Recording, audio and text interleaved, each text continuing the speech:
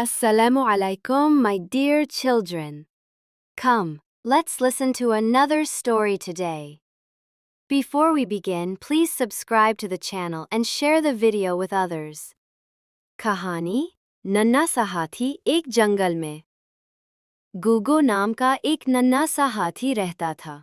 गुगो सब जानवरों का दोस्त था, मगर वो बहुत शर्मीला था। जब भी कोई बड़ा काम आता, गुगो डर जाता और छुप जाता। एक दिन जंगल में आग लग गई। सब जानवर बहुत परेशान हो गए। पानी की नदी दूर थी और सब बड़े जानवर बहुत थक गए थे।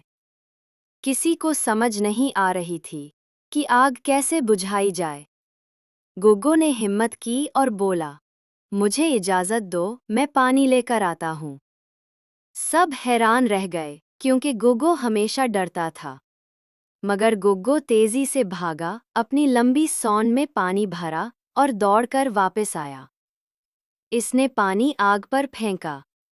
गुग्गो ने बार बार पानी लाया, यहाँ तक कि पूरी आग बुझ गई। सब जानवर खुशी से बोले, गुग्गो हमारा हीरो है। गुग्गो अब शर्मीला नहीं रहा।